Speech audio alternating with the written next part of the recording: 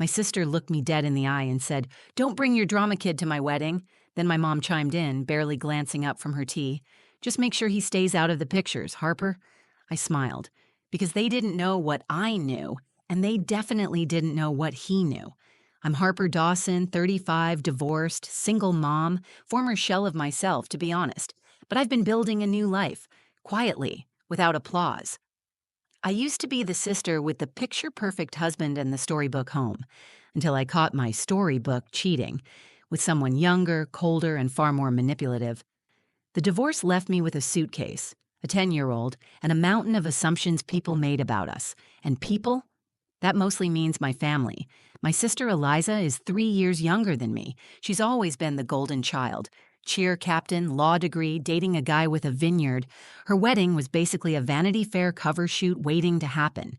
She used to call Luca, my son, a little hurricane. Said he talked too much, asked too many questions, that he was too much like me. Eliza likes things quiet, clean, beautiful, controlled. So when she got engaged to Jack Easton, Mr. Vineyard, Mr. Six-Pack, Mr. I Don't Eat Carbs, I was genuinely happy for her. Really. I clapped. I sent flowers. But I also didn't expect to be invited to the wedding. Still, the invitation came in the mail. Cream cardstock, gold foil. It said, Harper Dawson +1. That +1 was Luca, of course. Until the phone call. "Eliza?" I answered, surprised. We hadn't talked in months. "Hey, listen, about the wedding. I need to ask something," she said, her voice tight. "Okay," I replied, waiting. She took a long breath. "I don't want Luca there. I mean, no offense, it's just, he's unpredictable. He could ruin things. This is my big day. I just want peace, you know?" There it was. I was stunned silent for a second. Then she added, like it made anything better, "Maybe he can come to the brunch the next day, or something low-key?" Low-key. Like my son was a liability. Like he was a hazard. The next morning, I told my mom. She was at my place, sipping her Earl Grey like nothing in the world could ever be wrong. "Eliza doesn't want Luca at the wedding," I said quietly. She barely blinked. "Well," she said, setting the cup down, "just make sure he's not in the photos. It's her special day." I stared at her. That was it? No defense? "No, that's your grandson? Just stay out of the pictures." I didn't fight them. I didn't scream. I didn't write a dramatic Facebook post. I just smiled. Because that morning, Luca had said something to me that changed everything. He was on the floor with my old laptop. I'd told him to use it to finish a school presentation. "Mom," he said, cautiously. I turned from the sink. "Yeah, babe?" "This folder says do not open," but it was already open. And there's stuff in here about Uncle Jack. My blood ran cold. "Show me," I said, walking over. He turned the screen. Images, screenshots, conversations between Jack and my ex-husband, Travis. Some dated years back. Some recent. One picture in particular made my stomach turn. I closed the laptop slowly. "Where did you find this?" I asked. "It just popped up when I searched slides," he said. "Is Uncle Jack? Is he bad too?" I didn't answer. I couldn't. Not yet. Then so when Eliza told me not to bring my son, my smart, brave, observant little boy, I smiled, because she had no idea what was coming. Because the one person she tried to erase from her perfect picture was the only one brave enough to hold up the truth.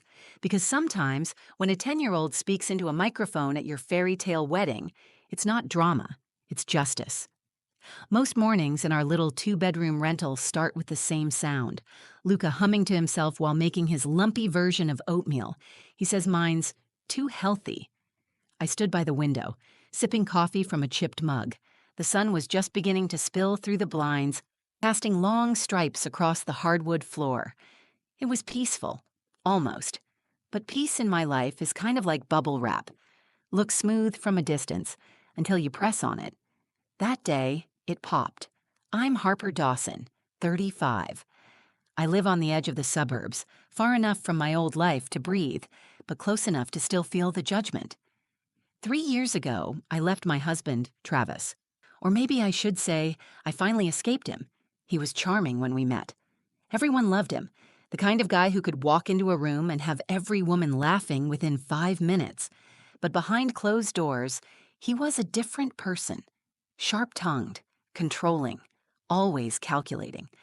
At first I thought I could protect Luca from it, thought I could be the buffer, but I was wrong. The emotional damage was bleeding into him like smoke through a closed door. So I left. My family didn't understand.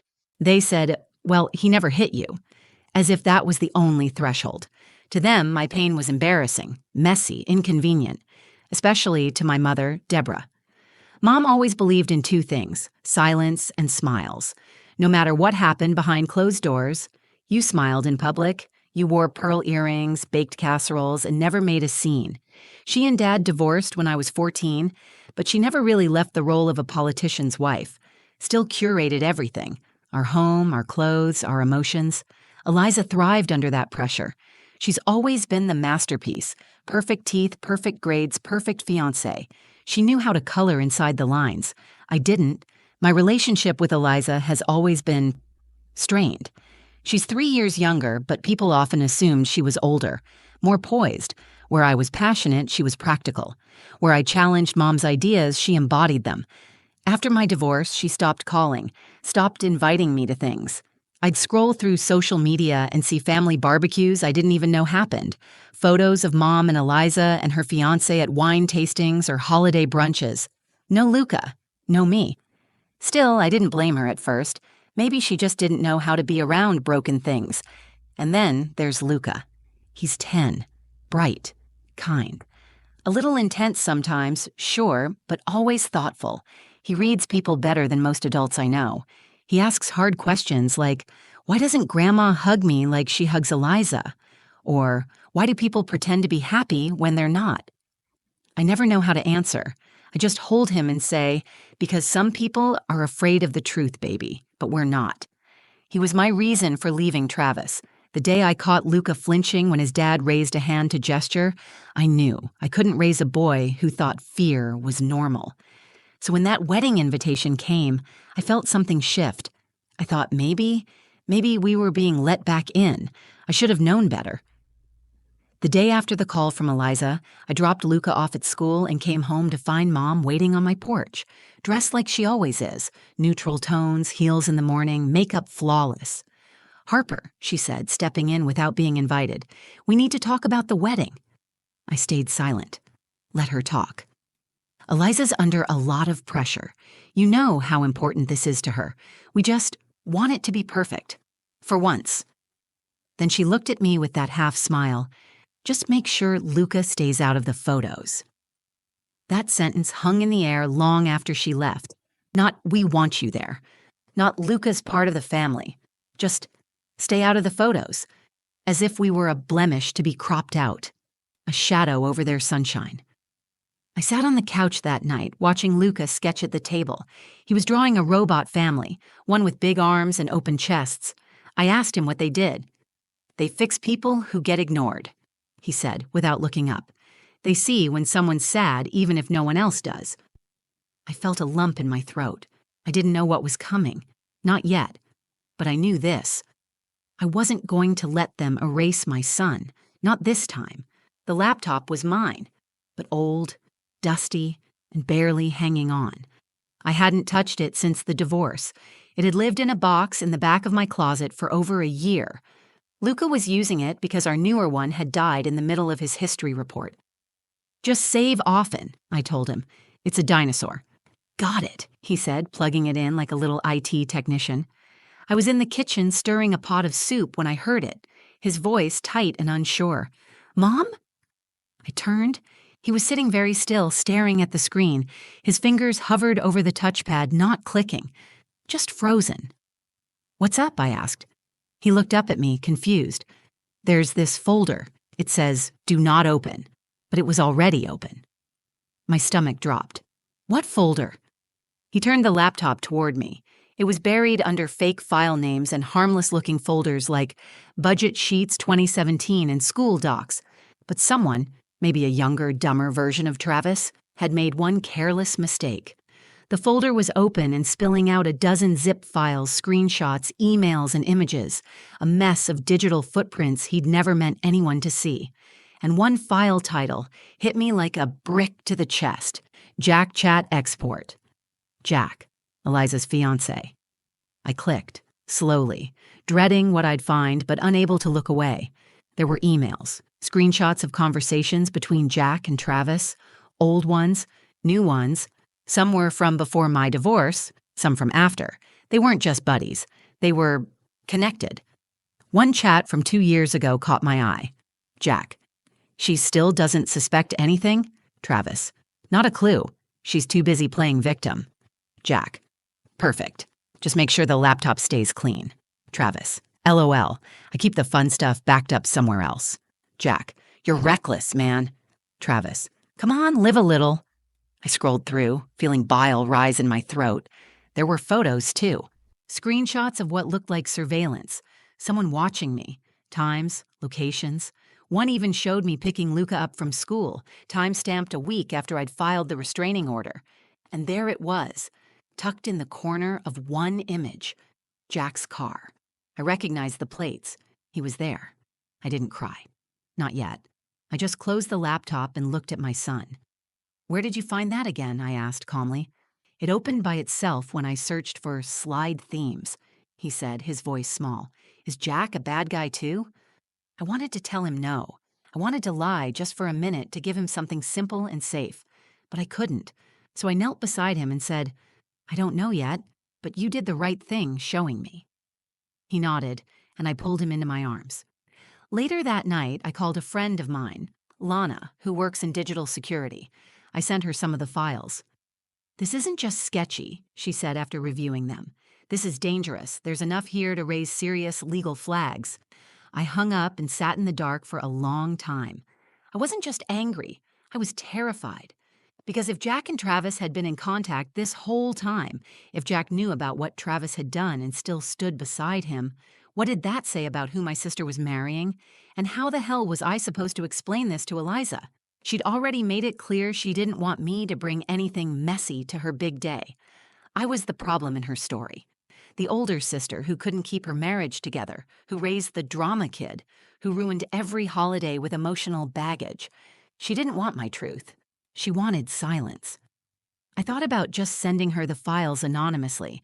I drafted the email 3 times. Each time I hovered over the send button. But then I thought about Luca, and something clicked.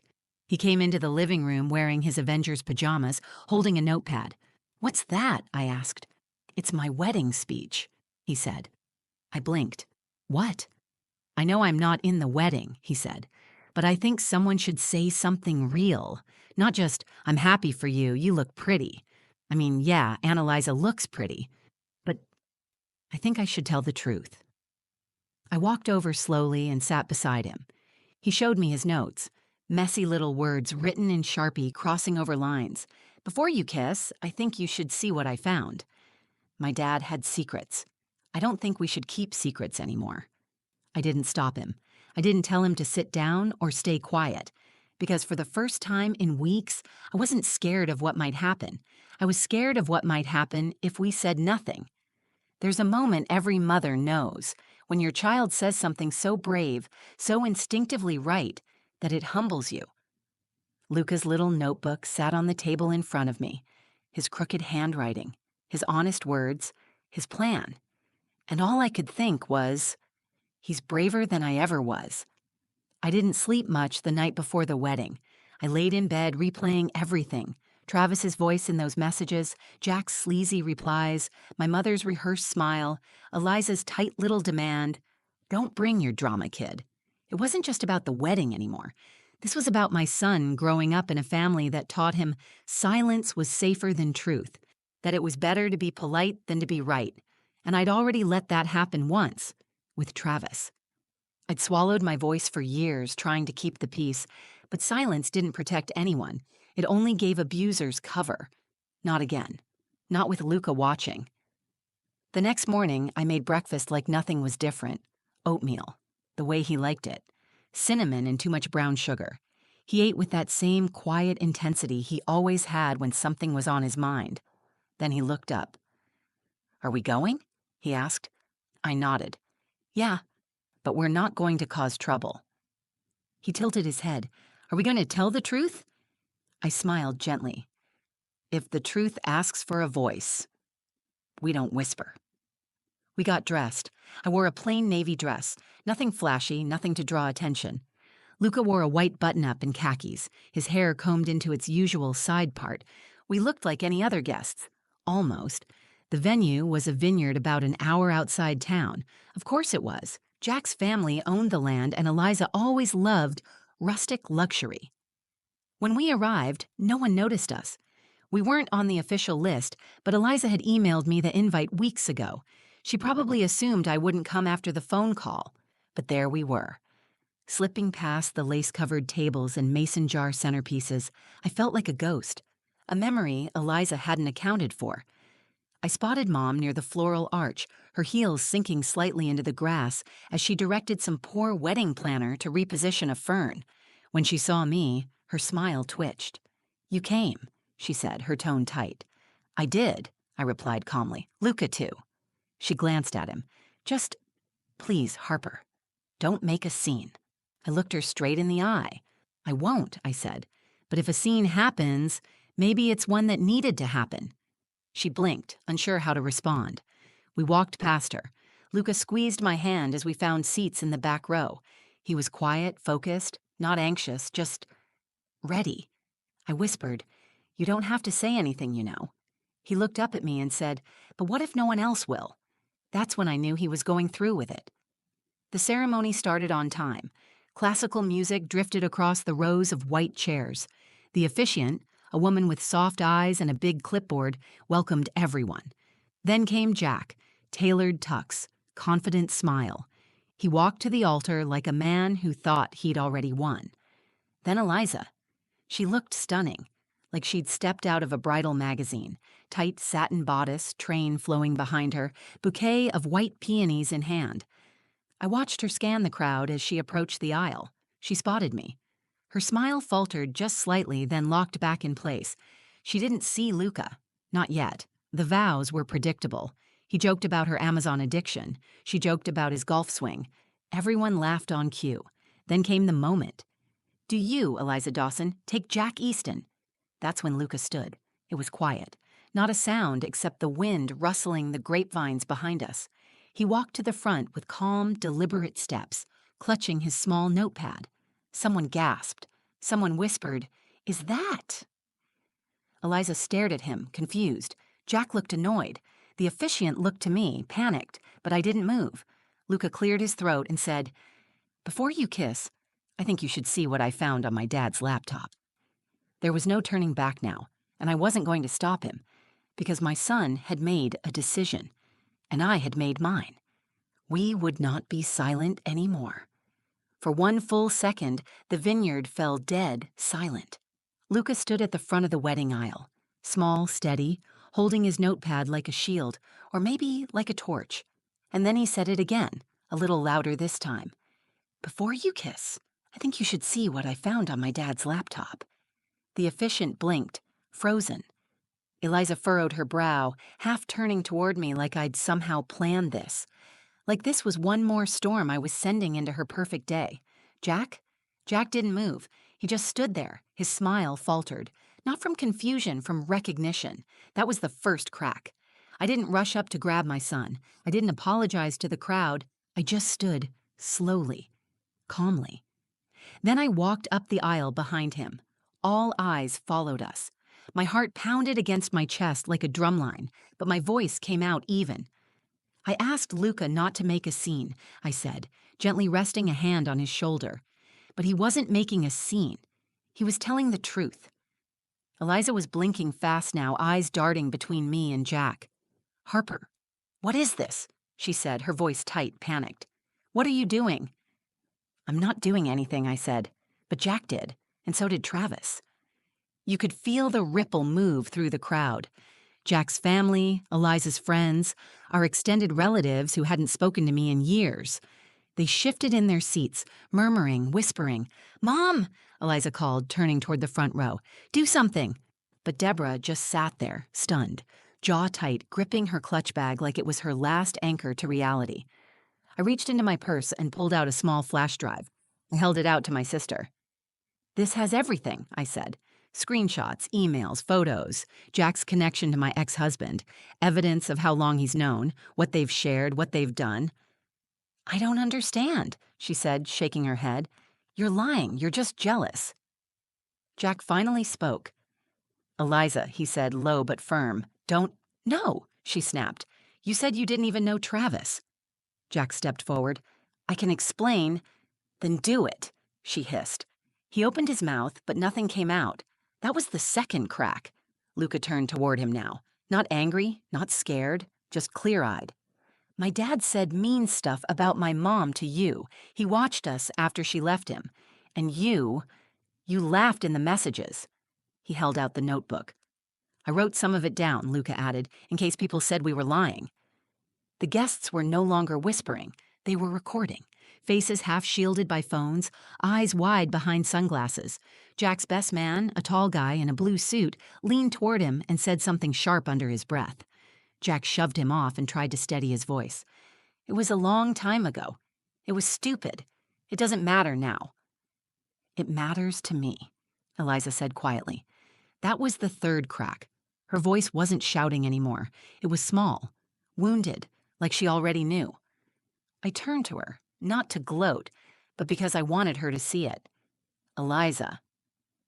"I wasn't trying to ruin your day," I said, "but you asked me to leave my son out of the photos, to pretend he didn't exist."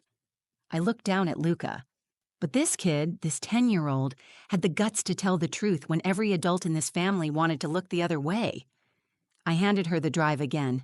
"I'm giving you the chance to do something with it." Eliza stared at it. Her hand trembled as she took it. Her lips pressed together. Her eyes welled. Then she turned toward Jack and asked the one question that silenced everyone.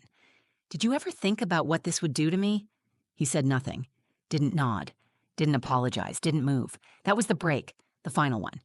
She took a step back, dropped her bouquet onto the grass, and said, "This wedding's over." Someone in the back gasped. Someone clapped. But I didn't smile. I just reached for my son's hand.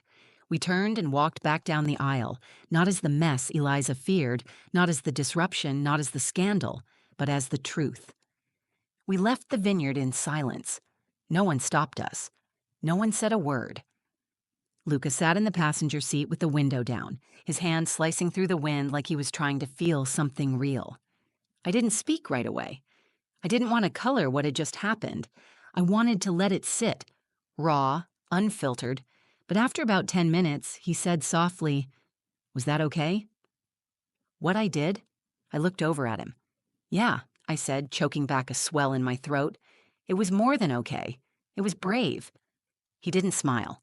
He just looked out the window again and said, "I didn't want her to marry a bad guy." The next day, my phone didn't stop buzzing. Texts from numbers I hadn't saved in years. "Harper, I'm so sorry. I didn't know. You did the right thing.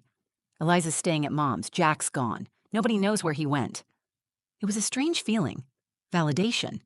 But it didn't make me feel powerful. It made me feel tired. I hadn't done this to prove anyone wrong. I'd done it because a 10-year-old boy shouldn't have to carry secrets heavier than himself. 3 days later, I got a call from Eliza. I let it go to voicemail. Then I listened to it on the porch while watching Luca draw chalk galaxies on the driveway. "Hey, it's me. I don't really know what to say. You were right. And I hate that it had to happen the way it did. But I guess if it hadn't, I never would have seen him for who he really was. Or maybe I just didn't want to." She paused. Her voice cracked. "I'm sorry. For everything. For not believing you. For treating Luca like he didn't matter. He does. And you do, too. Call me, okay?" I didn't call back right away. Some apologies need time to sit before, if they're real. But I saved the voicemail. That was a start. Mom came by a week later. She didn't bring tea. She didn't wear heels, just jeans and a cardigan. Her face looked softer, like someone had finally let the air out of the pressure balloon she'd lived inside her whole life. She stood at my door for a long time before speaking. "I was wrong," she said, "about so many things." I didn't say anything. I just opened the door and let her in. She sat at the kitchen table while Luca worked on a model spaceship in the corner. "I think I cared more about appearances than people," she admitted. "And I think I was afraid of you, because you always told the truth, even when it was ugly. She looked down, fiddling with the edge of her sleeve. And I let them make you feel like that was something to be ashamed of. I nodded slowly. You didn't just let them, I said. You joined them. She nodded. I did, and I'm sorry. It wasn't a grand movie moment.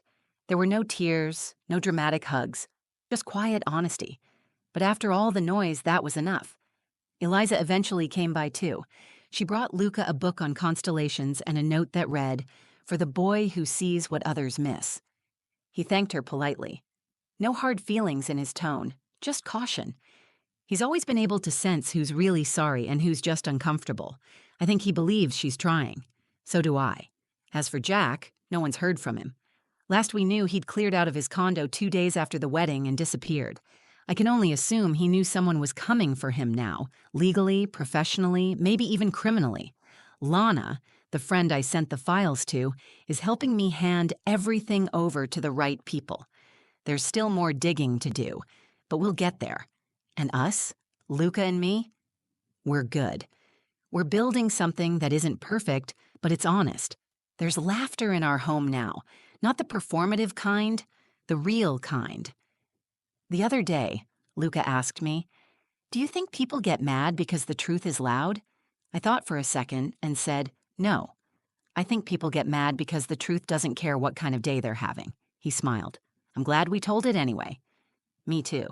There's this quote I read once: "The truth will set you free, but first it will shatter everything you thought you knew." That's exactly what happened. But in the wreckage, we found something better than peace. We found our voice. And we're never giving it up again. Thanks for listening to my story. If it hit home for you or made you think about the truths we're often told to keep quiet, do me a favor. Like the video if you believe courage can come from the most unexpected places. Share it with someone who might need the reminder that telling the truth isn't drama, it's strength. Drop a comment below.